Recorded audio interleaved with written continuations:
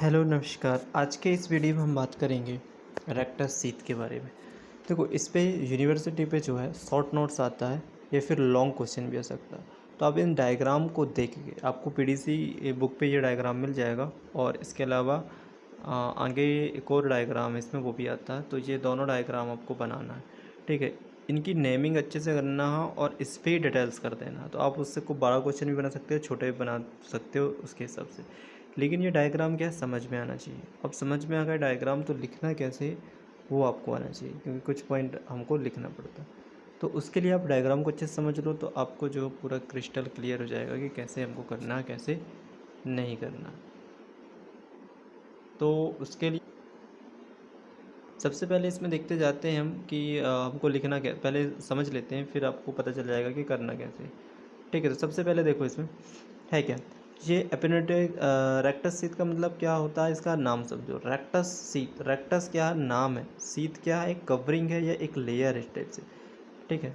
अब ये सीट कैसी होती है, इधर साइड हमारी मसल्स होती है, ठीक है। ये मसल्स से मान लो की बात, और मसल्स यहाँ पर क्या हो गई, फ्लैट हो गई है। तो ये क्या बन गई, सीट बन गई है। तो इसका नाम रेक्टस क्यों पड़ा है, क्योंकि इसके बीच में जो होती है रेक्टस एब्डोमिनिस मसल्स होती है। ठीक है। तो इसी रेक्टस टीथ की बात करेंगे। ये दो मसल से भी मिलकर बनी होती है, तीन मसल से भी मिलकर बनी होती है, कुछ जगह एब्सेंट होती है। बस इसी को अपन को पूरा थ्योरी में छापना, तो इसके बाद क्लियर हो जाएगा। ज़्यादा कुछ है नहीं है इसमें, सिंपल सा लॉजिक है। तो इसमें सबसे पहले देख लो है क्या। इसमें देखो, ये सामने की तरफ सीध गई है और ये पीछे के साइड, तो इसको इंटीरियर बोल दी, इसको पोस्टीरियर बोल दी। बीच में क्या है, एब्डोमिनिस मसल्स है। ठीक है। दूसरा पॉइंट इसमें क्या, तो इसमें सबसे पहले डेफिनेशन पे लिख सकते हो कि एपिनेटिक सीट ये क्या है, मसल्स का फ्लैटेंड पार्ट है। ठीक है। इसको दो भागों में बांटा गया, इंटीरियर और पोस्टीरियर, दो पॉइंट लिख दिए। अब इसके बाद इसके फॉर्मेशन की बात लिखना है, तो इसके पार्ट वाइज पार्ट लिखना है। यहाँ से वन पार्ट हो जाएगा इसका, यहाँ से टू और यहाँ से थ्री। ऐसा क्यों, क्योंकि ये आर्कुएट लाइन है, ठीक है, और यहाँ पर कोस्टल लाइन होती है। ठीक है। तो क्यों इसका कर रहे हैं, क्योंकि यहाँ पर देखो ये रेक्टस सीट जो है यहाँ तक बस आई हुई है।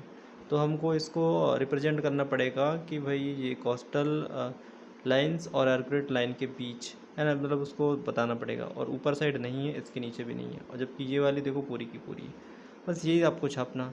अब इसके फर्स्ट पार्ट के बारे में आपको लिखना कि कैसे फॉर्मेशन होता। तो इंटीरियर में क्या होती है, मसल्स होती है, जबकि पोस्टीरियर में क्या होती है, कोस्टल कार्टिलेज।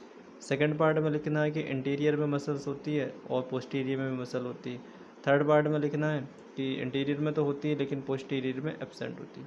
तो अब इन मसलों को, मसल के नाम लिखना है। तो वो मसल के नाम कैसे लिखोगे, ये वाले डायग्राम से। तो अब ये डायग्राम में ये कौन सा है, फर्स्ट पार्ट है, ये कौन सा पार्ट है, सेकंड पार्ट है, और ये कौन सा पार्ट है, थर्ड पार्ट है।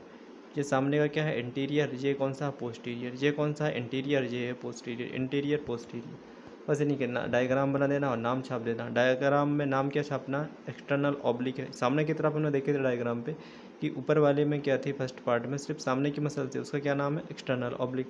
फिर दूसरे वाले में भी थी, लेकिन ये दो आ जाती हैं यहाँ पर, एक्सटर्नल और इंटरनल। ठीक है। पीछे साइड हमारी क्या रहती है, एक ही रहती है, ट्रांसवर्स एब्डोमिनिस। और उसके साथ में इंटरनल ऑब्लिक भी रहती है, क्योंकि ये बाइफरकेट हो, दो भागों में बढ़ जाती है। इसके बाद क्या होता है, एक्सटर्नल ऑब्लिक और इंटरनल ऑब्लिक, और ये ट्रांसवर्स भी मिलके सामने ही हो जाती है कुछ जगह पे, है ना, इसलिए वेरिएबल होती है। तो ये सामने की चीज़ बना लेती है। तो ये कहाँ पर होता है, थर्ड पार्ट में होता है। बस ये डायग्राम देखे, इसको देख के थ्योरी छाप देना, काम खत्म। अब इसी को डिटेल से लिख दोगे 20 नंबर का क्वेश्चन बन जाएगा, इसी को शॉर्ट में लिख दोगे 5 नंबर का क्वेश्चन बन जाएगा। बीटीसी का डायग्राम है, ये तो बनाना ही बनाना, डायग्राम पे नंबर मिलेंगे, और मैंने जो जो समझा है उसी को समझ में आ गया होगा तो वो लिख लेना, पूरा हो जाएगा। अब लिखना कैसे है, इसके लिए मैं यहाँ पर क्या है, मेरे पास जो है जौहरी के नोट्स हैं, तो आप उसको क्या है, एजुकेशनल पर्पज़ के तौर पे उसको आप देख सकते हो यहाँ पर। ठीक है, कि आपको किस टाइप से रिप्रेजेंट करना है।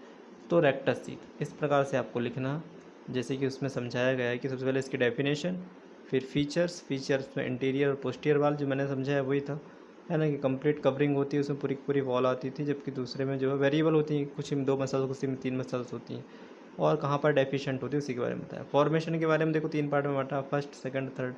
फर्स्ट पार्ट में उसने बताया कि इंटीरियर में कौन सी होती है, एक्सटर्नल ऑब्लिक होती है, बस वही वही दिया है। तो मैंने जो समझाया उसी के बारे में इसमें पूरा दिया। बस एक पॉइंट और लिखना है कंटेंट में, कि भाई उसमें कुछ ना कुछ तो होंगे। डायग्राम पे भी दिया है और डायग्राम में भी दिया, उस पर देख के भी लिख सकते हो। बढ़िया से। मसल्स कौन कौन सी बीच में, एब्डोमिनस, पिरामिडस, उसका पूरा नाम है। आर्टरी कौन कौन सी जाएगी, सुपीरियर पेरिफेरल, इन्फीरियर, तो ये लिख सकते हो, सिंपल सा है। वेन्स भी लिख सकते हो, नर्व भी हो, फंक्शन भी। तो बिल्कुल शॉर्ट में हमने पूरा आपको 20 नंबर के क्वेश्चन कैसे लिखना है या 5 नंबर के पूरा का पूरा आपको समझा दिए। तो अगर आपको ये वीडियो अच्छा लगता है तो इसको लाइक करें, शेयर करें एंड सब्सक्राइब करें। ठीक है, थैंक यू।